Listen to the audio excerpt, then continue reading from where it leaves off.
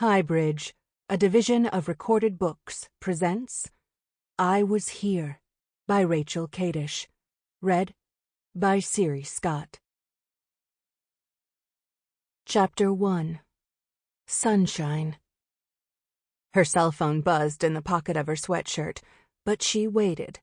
She helped the last of the sunshines wash their paint-slicked hands, then shepherded them through vanilla cookies and juice, moving Pete gently to the far side of the table when he wouldn't stop dribbling his drink on Elizabeth's sleeve.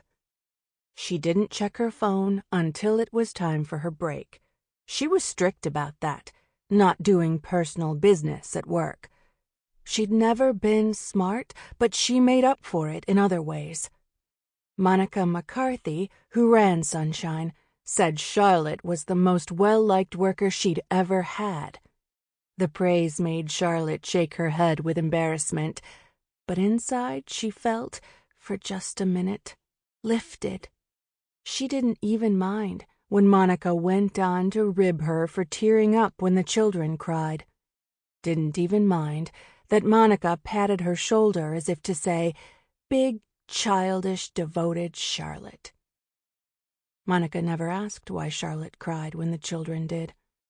If she had, Charlotte wouldn't have been able to say more than that the children's tears called hers. She loved the children in all their moods, but when the world shocked them and they cried, then her heart thickened and her breath grew heavier than her frame could support. Her thick heart and her breath sank her to her knees, and that was where the children found her. Seeing Charlotte's tears at their pain, the children quieted, then turned solemnly glad like the cherubim shown in prayer books, and she saw that the world made sense to them again. A few more breaths, and they ran or sidled or shied like kittens into her arms. And this was the thing that lightened her, and up like a helium balloon they would go together, she and the children, until they were up on their feet and blinking at the dress-up clothes and the blocks and the smocks and the suddenly clear and quiet morning light that was the closest she ever felt to holy. Those were the good moments. Outside, now, beneath the large rainbow-colored sign bearing the name Sunshine Daycare, she worried about what she'd make for dinner that night. A familiar wash of gratitude came over her. Ted, Marco, the baby. Thank God. Thank God. The small, cluttered apartment that held her very own family on a tidy street on the poor side of a town she'd never dreamt she might be able to afford to live in. All Ted's doing. She thought about stopping at the store for the frozen pizzas he liked, but spaghetti was cheaper. Ted worked hard for what they had. She scrimped to make it easier for him. She didn't tell him how much, how often she went back to the market to check when the chicken tenders and his favorite canned sweet potatoes would be on sale. She did it for the eased look that came over him when he unlocked their apartment door in the evenings, when he saw the dinner table laid with chipped but full dishes. The pride that seeped into his face then was her riches, her safety deposit box, her portion, her insurance against the abyss she'd left behind when they married. Opening her phone, she read the scratched gray screen, pale in the noon light. I know what you did with him, naked. Monica sat in her office, pulling her sweater around her shoulders. She'd turned her heat down another 2 degrees. Budget didn't make allowances for cold snaps. Outside, Charlotte was taking her break, fiddling with her cell phone in her sweatshirt and sweatpants like she didn't even notice the wind. Maybe you didn't. That kind of bulk on you. Takes all kinds. She turned away from her window to the dusty screen of her computer and thought, numbers don't get any better from staring. She turned instead to the list of calls she would make, and beside it, the day's attendance list. Sunshine was suffering low enrollment, but no point complaining. Bad economy meant everybody. Better to just get on with spreading the word about openings in the 3 to 4 room.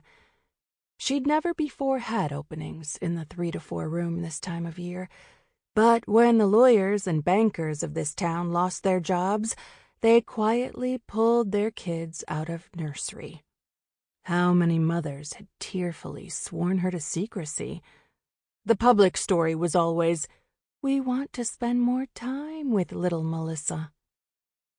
On the radio, something about delays on the Long Island Railroad and a warning about road ice. She resisted the urge to snap the sound off. Her best friend growing up had died on a day like this. One skid on the ice, not even her fault. Bad judgment of the boyfriend who'd been driving. And Kathy, gone. The boyfriend, holding that damn driver's license only 2 weeks when it happened, had gotten a head injury. He'd been living a slow-tongued half a life since, decades after Kathy had been buried. Monica wasn't sure sometimes whether she hoped he understood what he'd done to Kathy, or hoped he didn't. It had hardened Monica. She knew it. Even her friends said she wasn't the same after Kathy died. Her ex-husband, in one of their few but memorable fights, had called her scary. What of it? She could be severe sometimes, yes. She'd seen what was what. Life could run out on you in an unfinished heartbeat, or turn you into something unrecognizable. People liked to talk about plans, liked to dream their minds into the future. Maybe, she'd think, or maybe not. Her eyes slipped down the list of today's crop of children, now curled up on their nap mats and listening to soft music down the hall from her office. Toddlers, all with parents, confidently planning their tomorrows. It was strange, wasn't it, how it worked? What a slim thread everything hung from. Charlotte thumbed the button jerkily. The text scrolled down one line at a time. "You let him stick it in your cunt and you loved it. I'll tell everyone. I'll tell your husband you let—" Her breath cut her. She closed her phone with a snap. Davy's mom was pulling him out the door onto the driveway. He'd sobbed that morning when his mother had dropped him off, and now he was crying over being picked up early. With an apologetic smile at Charlotte, Davy's mom tugged his arm. "Come on, honey." And then, when the boy didn't budge, "You know we're late." As if it were Davy's fault that his mother hadn't left enough time to get him to his doctor's appointment. Normally, Charlotte would have put herself in the line of fire. She'd have greeted Davy with a soft smile, knelt heavily on the concrete, and let him run into her arms, delaying their departure just enough to ease him and make him forget his grief. Then she'd have helped Davy's mother get him to the car. Instead, now, she stood, confused, the cell phone like a stone in her sweatshirt pocket. Her mind spread like a puddle. She could not follow a thought back to where it had come from. She could not remember whatever it was she needed to remember. She watched Davy's mother buckle him with difficulty into his car seat, his small body still arching with his fury. If she could have spoken, she'd have said, "Please don't be hard on him just because you're embarrassed." She'd have said, "There's no need to put on a front for someone like me." But she knew these mothers. She seized on this thought, one she recognized, and followed it. The mothers at Sunshine were the pretty girls from high school, the smart ones, who had always known they'd be wealthy enough one day to have their own brick houses on wide, pothole-free streets. They might play dumb when it suited them. Sometimes they acted stupid to be polite, or sometimes for other reasons, and Charlotte understood they meant well by it. Once, a Sunshine mother had taken Charlotte aside to tell her she was a genius with the children. "Genius," the woman breathed, and her tastefully made-up face was lit with a kind of searching hunger that made Charlotte, in her stretched gray t-shirt and nubbled sweatpants, feel guilty in a way she couldn't name. "The children come first," Charlotte had said in reply to the compliment, her eyes on the woman's slim, stockinged ankles. "Every day, in every way," she recited, "children need to grow and play." And as she spoke, the woman laid an approving, dismissing hand on her round shoulder. The mothers might act helpless, but this was the part no one needed to say. There should be no mistaking who was truly smart, who had won at the game, and could now pay for things like groceries and brand-new kids' clothing without thinking twice. Smart girls' lives turned out differently. She, Charlotte, had grown from a bewildered, plump, blonde girl with a pretty face into this, a woman who'd had to announce each of her pregnancies because no one noticed when you were already so heavy. A mother who lived in sweatpants because the same jeans that fit her waist sloshed around her calves like waders. If she'd been smart, life would be different. But life was what it was. If she'd had any good quality at all, it was that she understood this. And because she accepted life, people turned to her when they needed her. People who normally didn't do more than nod when they passed Charlotte in church, leaned on her when they had crises, when a sudden accident laid them off work, or a long-hushed drug problem took a troubled cousin or brother. The thought veered, streamed her downhill. There was no escaping where it led. Life was what it was. Phil Leone was in jail awaiting trial, not for what he'd done to her, of course. That was when she'd been 9 years old, and he'd been 15, and there had been no charges. No one had known, because Phil had made her promise with his big hot hand on her throat not to tell. He'd made her promise every time all year until he got bored with her. And then, now and again the next years, whenever he got bored with whoever he'd moved on to after her, and knocked on the door unannounced. How did he always know when to find her alone, cornering her for his little piece of Charlotte time? Then he'd gone to community college, dropped out, and started working in his cousin's auto body shop. By then, of course, her mother knew and had confessed it to Father Michael, who had said that silence was the best course in such grievous cases. Out of sight, said Father Michael, was out of mind. And Charlotte, a girl with a pretty face and so far a clean reputation, only stood to lose. Then, too, were the Leones, a decent family, whose son was now grown and living on his own in another town. He, Father Michael, would bear the secret in silence for Charlotte's family, carrying it all to God. For 19 years, then, not a single knock at the door had been Phil. And for 4 years now, the hand settling on her shoulder, startling her, had been Ted's. Gentle, tall Ted with his big round face and pale brown eyes. Ted, who learned quickly not to come up behind her without announcing himself first. Ted, who didn't tease her more than a little about her weight. Ted, who, from what she could see in his old photos, had had a receding hairline since he was a teenager. She'd started confessing to Ted on their first date what had happened with Phil, and he'd shushed her halfway through. She didn't need to say more. What had happened wouldn't change Ted's view of her. She'd stood beside him on their wedding day, knowing she'd met an angel she didn't deserve. And then, suddenly, 2.5 years ago, Phil had found her. Her unlisted phone number hadn't stopped him.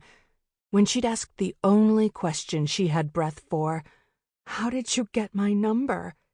he'd laughed, a steep, dizzying laugh that hurt her ear. "I guess you've always been this dumb." There would always be people, he said, who would give him her number. Did she think moving only 20 miles away from North Birchton would change that? He wanted to see her. He wanted her to do him a favor, like in the old days. He lingered on the word old. He relished it. She heard him relish it. Old. "Stay away from me," she managed, in a voice that was too young, a voice that hadn't been her voice in a decade at least. He laughed. He didn't seem to know or care about her son, thank God for that. She felt her heart would have flown out of her chest had Phil spoken her little boy's name. But he said he'd call back soon. Only because Ted had walked into the room after she'd set the phone down had she confessed, rather than burying it, stuffing it inside her along with other invisible things, things that didn't go with words, that needed to be forgotten. And only at Ted's insistence had she reported Phil's call to the police, because how often had Ted insisted on anything with her? His pale, serious face had come that day as close as she'd ever seen him to anger. Another wordless shame she stuffed inside her. That she, Ted's wife, sworn to love him and bring him peace, had been the one to make him look this way. His face taut, his nostrils flared like with the stink of something dreadful she'd brought into their home. But when the officer had asked in their brief conversation at the station whether Charlotte was prepared to make a written statement about the threatening call, she'd shaken her head in embarrassment. The abuse was so long ago, and this was just one telephone call, and Phil hadn't made a threat, not exactly. She didn't want trouble, just wanted the police to know, in case. If Ted had been with her, she thought this sometimes, with shame. If Ted had been with her instead of home minding Marco while she made that police report, he would have told her to press charges. She hadn't heard more about it for over 2 years. Then, it was only months after Janie was born, a man from the district attorney's office had called her. Phil was in custody. He was being brought to trial by the parents of 2 little girls. He'd raped them, both of them, last spring. Charlotte couldn't think about the rapes, the children, and she couldn't help think about them. How Phil would have stood over those girls. How he took his time with himself, with it. How he liked his thing and told her she did too. She gagged at the memory. Something rose in her throat and she swallowed against tears. She thought instead, with a blank, puzzled feeling, about these 2 girls' parents. Even after her own mother had caught her vomiting into the toilet one night when she was 13, and Charlotte had confessed all, her parents had never said more. Her father had set his face, and had, that week and for the rest of her teenage years, kept his eyes from resting too long on hers, as though the stain he saw there was unbearable. And Charlotte's mother had steered her by the shoulders, under the bored, curious eyes of the other teens, into Father Michael's confession booth, where Charlotte had confessed in a whisper all her wrongdoings, except the one that Father Michael already knew, and from which she emerged feeling no less burdened under the watchful, worried gaze of her mother. This was her parents' love for her, strong and silent and bitter. How, then, to understand the parents of these two young girls, mothers and fathers who went to the police? Her mind veered toward them constantly, and toward their girls. Often, in the days after the call from the district attorney's office, a horrid thought seized her. She wished there had been another girl with her, back then, with Phil. Another girl beneath his heavy hands, another dying with her beneath him. She could have borne it, being invisible with another girl. It was this one thing she didn't tell Ted, this guilty wish. Nearly every night in the months since the district attorney's call, lying in bed next to her snoring husband, she thought about what it would be like to sit in the courtroom, in front of strangers, under Phil's stare, with a court worker seizing each word as soon as she spoke it and typing it tidily into a computer for the record. The thought made her choke. Yet she'd agreed to testify on the girl's behalf. Noting the wary surprise on Ted's face when she told him, she'd sworn to him she wouldn't back down. But now, the thin gray capital letters on her screen sickened her. She stood, reading in the too bright light. "I'll tell your husband how you let him stick it in your behind and liked it. If you stand up in court, you will be sorry." The message ended there.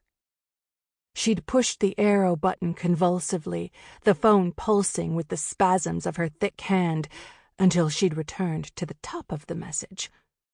Unknown number. Steffi's mother was coming out. Too late, Charlotte realized the woman had walked past her on the way into the building a moment earlier. She'd failed to greet her.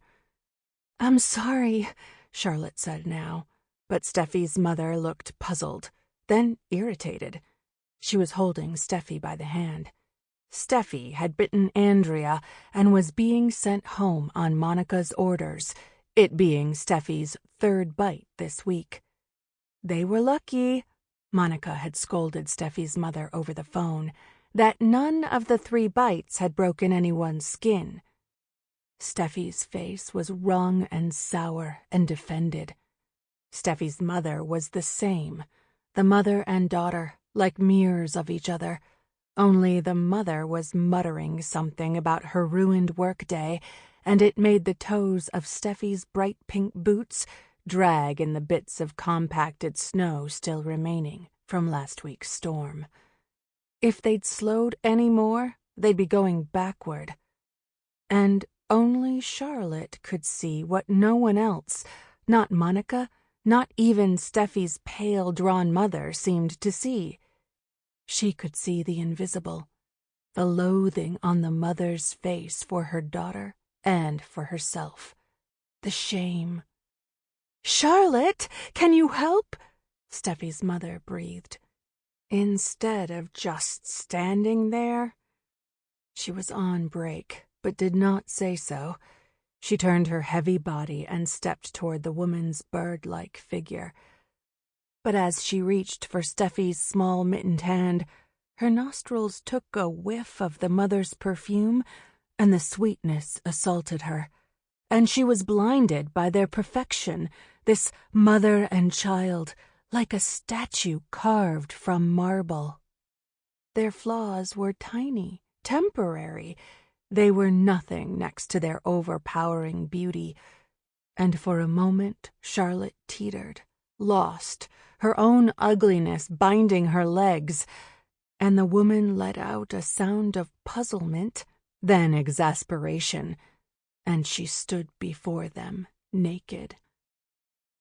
He stood before her, naked, in his black socks, his parts swaying.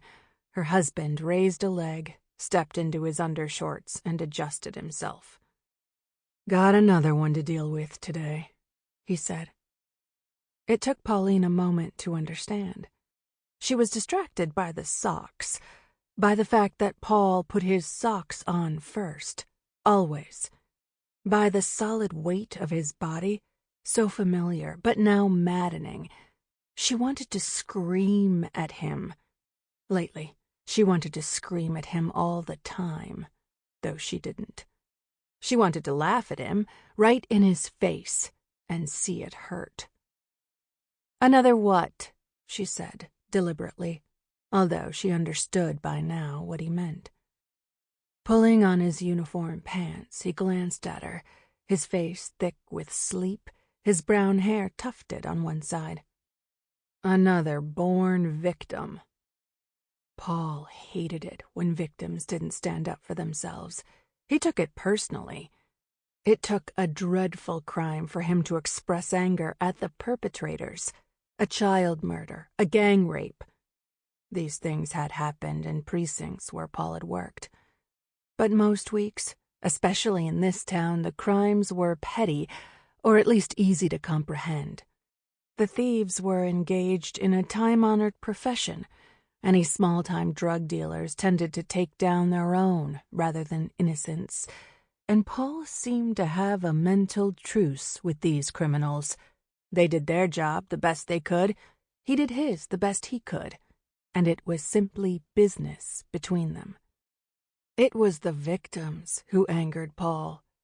At the mention of a citizen who ignored police advice, only to end up robbed or shot by a jilted lover, Paul's face turned severe, and whatever puppyish charm he'd ever held vanished, and the round rims of his ears looked hot to the touch, as though to fail to protect oneself were the most profound crime a person could commit.